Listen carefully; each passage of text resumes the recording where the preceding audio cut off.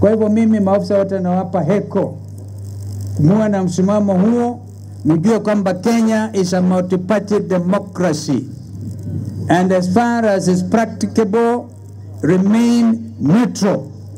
One time serikali ya Ufaransa iliendeshwa na its civil servants, public servants, because hawana msimamo, hategemei yeyote yule.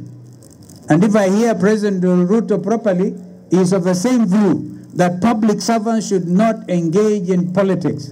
Osugo, I never asked him when anisaidie campaign hapa na pale, although he's a good friend. So that is why we are here today.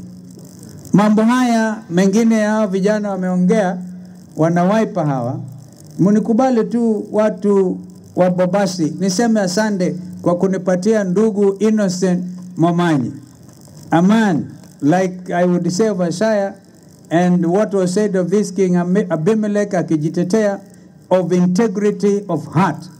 Unajua integrity of heart, utaki kumuudhi mwingine, utaki kuumiza mwenzako. Kwa sababu mwenzako huenda akawa ndio korera wako wa kesho.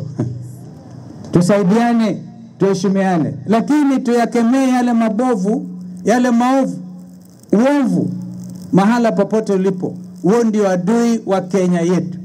Na mimi kama korera wenu, mkampa hata mama Donya Aburi, hapo mlinisaidia. Nyinyi naona hamtaki kupiga makofi, kama hamtaki mpigieni Donya.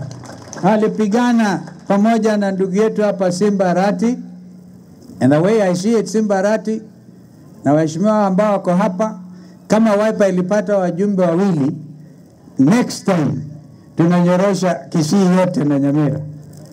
And I will come back for that purpose. Now officers, don't listen. Tulielewana hivyo. Lakini at heart, of course, you have your votes. Nobody can deny you that responsibility. I want you to know, in my heart of hearts, hakuna tofauti ya Kitui kwangu mimi kama Kalonzo na Nyamira na Kisii.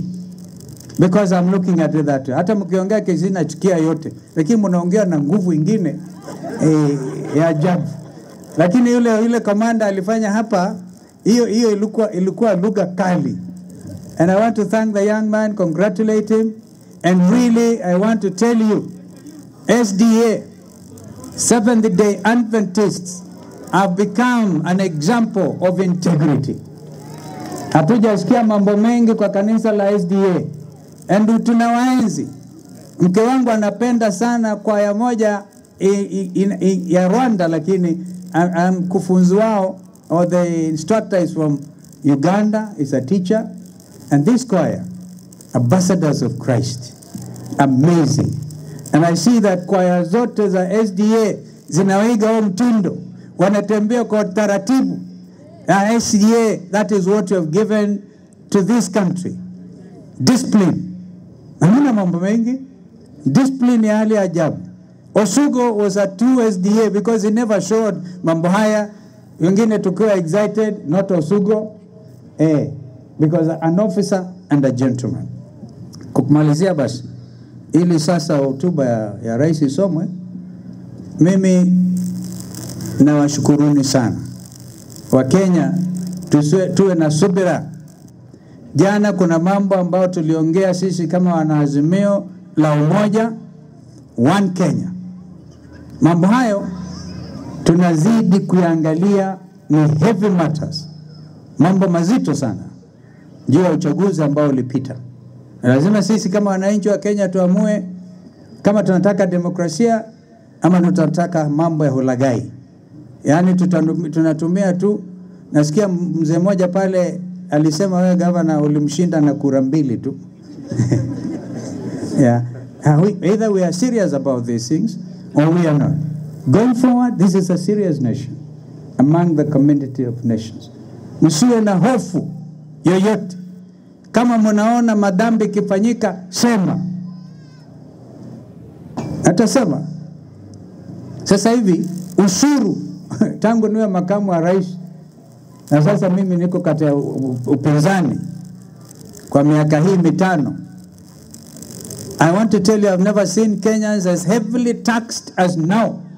Yaani ukitoa pesa yako kwa M-Pesa upeleke kwa akaunti nyingine ama kwa benki, unatoa ushuru. The Law Society of Kenya, of which I'm a member, today we're actually going to Ari the house because no business is taking place. Kwa sababu ya, first of all, ulaghai na mambo ya ajabu huko kwa ministry. Title deeds is a problem. So Kenyans have to be macho kabisa. But more importantly, mafaili kupotea na mambo kama hayo. Lakini unaona kwa benki zenyewe hazipeani mikopo. Because now, who is going to borrow at 20%? Leo kienda kama uko na dola yako moja, dola ilikuwa $1 to 50 shillings wakati wa Kibaki na mimi. Sasa $1, 130 shillings. Sasa, ukileta mambo kutoka nje, 25% ushuru, nani ataweka mali yake kwa nchi ambayo kuna heaviest taxation? 35% capital, hata capital gains tax imekuwa 5%, sasa imeenda 15%. Tuchunge watu wakati wana njaa. Nilisikia Mama Ndonya akisema watu wanaiba mahindi usiku. Hiyo mahindi wakiiba usiku pengine inaenda inawekwa huko Nairobi, inaenda Ukambani. Hatuna chakula kwa mfululizo 4 executive seasons.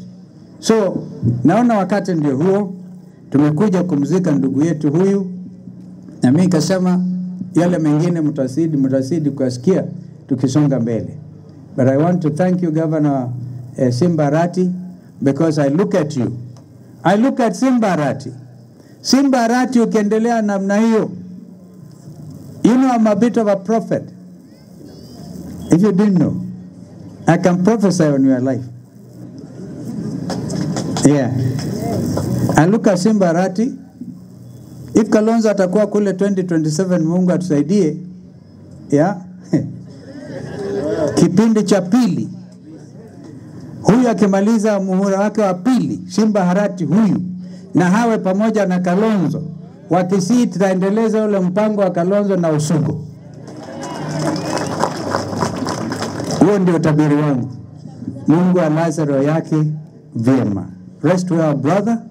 You've been a worthy soldier, a general. And you have heard that they don't die, they just fade away. God bless you.